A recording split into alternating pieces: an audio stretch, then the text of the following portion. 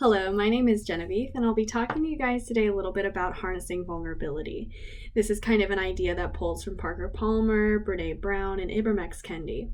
So, just for a bit of background on this is not something that I'm an expert in. This was an experience where I learned a lot, and I'm really grateful for. Because of the racial unrest going on in 2020, I ended up reading How to Be an Anti-Racist and talked to my friend Dr. Trailer about that experience reading the book. She ended up mentioning the idea of a book club, but in her mentioning, I didn't realize she meant starting the book club. So this wasn't something that I particularly jumped into. We ended up working together with this and co-facilitating a book club that went across all faculty, staff, and students.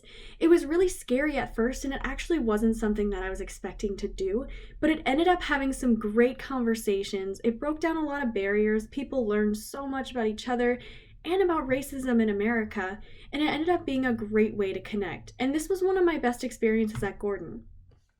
This is something that was really exciting, but I didn't really know what to expect.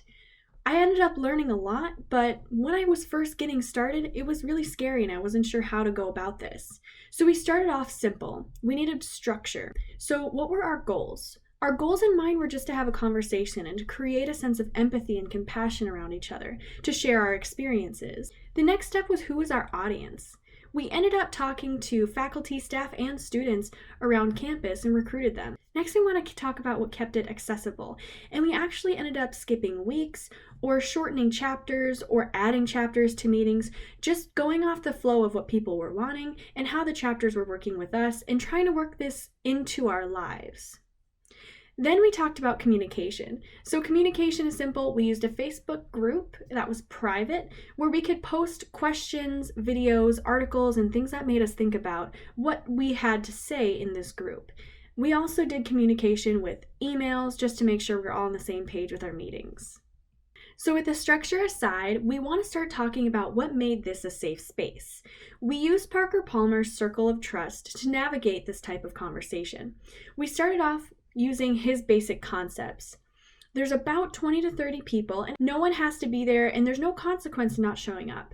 There's also no consequence to talking or not talking. You can even introduce yourself or not introduce yourself as you please. Other important rules are things like there's no fixing or saving anybody. We're all here because we want to talk about our own experiences, our own stories. There's also no room for judgment. We can't put anybody down, and there's no saying that somebody is worse than anybody else. So we built our book club off of that idea, and we built in our own rules. The idea of rules was so that we could make sure everybody's comfortable. They know what to expect from that space, and they know what's expected of them. Our rules are simple. The first one is that we use first names. The idea of first names is to kind of level the playing field. It's tough for a student to say something that goes against, say, a professor.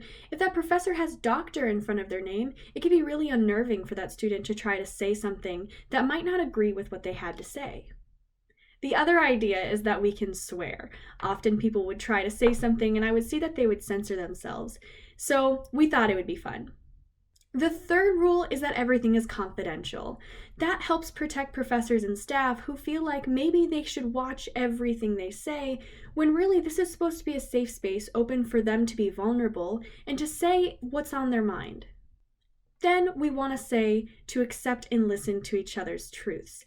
Your story and your experiences are not to be questioned or even devalued by those around you. So we have that rule to set up that safety. Another rule is to speak on only your own behalf. Being a student at Gordon doesn't mean that I can speak on behalf of all students. Being Asian doesn't mean that I can speak on behalf of all Asians. The sense of overgeneralization can be dangerous, so we said just speak on your own behalf.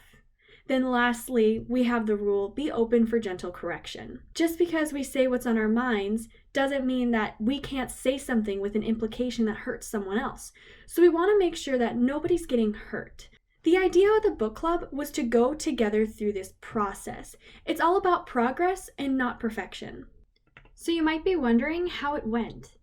People showed up, and some people showed up because they were invited, some people showed up because they already wanted to go to a book club, and some people showed up because they were curious and wanted to hear what other people had to say. But a lot of people did also stay with us. When I asked previous participants why they stayed, a lot of them said that they enjoyed the group solidarity. They liked the trust that we built with each other and the safe space to be able to talk about these things that are going rampant on social media. They wanted to see how this conversation progressed, and they wanted to hear more of what students had to say. A lot of this space had conversations that most professors and staff didn't have with students before. So this was a really new type of experience. And now I did want to touch on a little bit of what it was like to be a facilitator. I've never facilitated anything before like this, so this was really new to me. I think one of the most important parts of facilitating a conversation in a safe space like this is to do the work yourself. A lot of this is stuff that you have to take time to be introspective about in your own way and learn your own bias. The more I learned about racism, the more I realized that there are a lot of implicit biases within myself that I didn't want to admit.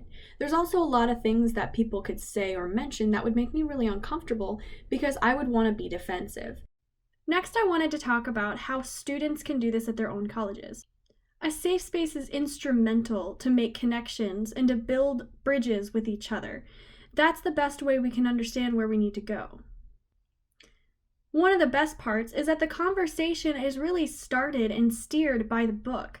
So really all we do is just talk about it. Without Dr. Traylor and other supportive professors, something like this wouldn't have been possible. This isn't something that one person can do. Although our process wasn't perfect, it was still a great success.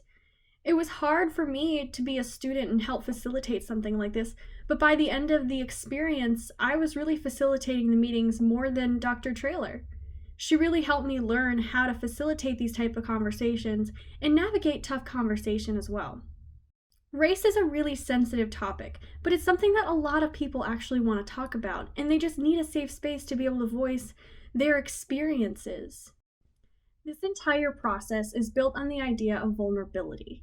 When we make space to be open and vulnerable and respond to each other with empathy and compassion, that's when we can really start to make change real. I wanted to end this with a quote from Brené Brown because of a lot of her research, I felt that this was something that I could do.